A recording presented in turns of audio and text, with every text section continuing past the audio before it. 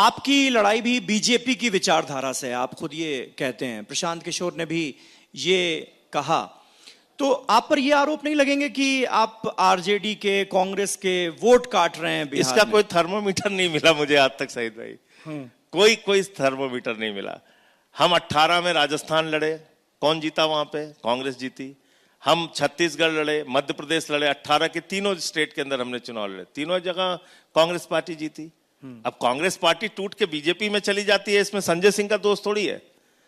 हम गोवा में लड़े 17 में, वहां 17 सीट कांग्रेस की आई थी, 13 सीट बीजेपी की आई थी। बीजेपी वालों ने कांग्रेस को तोड़ के अपनी सरकार वहां बना ली। अब इसमें हमारी क्या गलती है? कर्नाटक में हम लड़े थे, कर्नाटक में वहां पे कांग्रेस पार्टी जीती। तो ये इसका कोई थर्मामीटर, इसका कोई पैमाना नहीं है। ऐसे आप इस रूप में, मेरे ख्याल से हमारे अपने मुद्दे हैं, हम अपने हिसाब से चुनाव में जाएंगे। जहां लोग हमें ताकतवर देखेंगे वहां हमें वोट देंगे।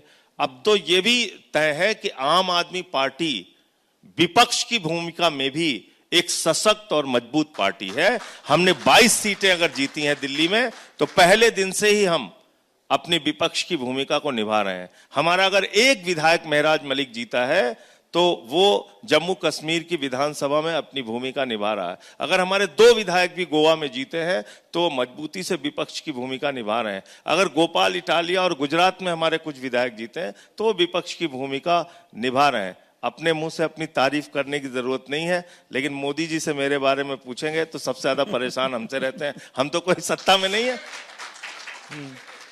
बहुत कम संख्या में है। पहले 3 थे, अब 10 हो गए हैं, फिर भी परेशान रहते हैं। तो इसके लिए भी जरूरी, भाई लोकतंत्र के लिए जितना सत्ता पक्ष जरूरी है उतना विपक्ष भी जरूरी है। बिल्कुल। तो अगर बिहार में लोग हमको इतनी भी ताकत देंगे तो मैं आपसे कह रहा हूं 100% ईमानदारी से अपनी भूमिका को हमारे लोग निभाएंगे और निभाएंगे।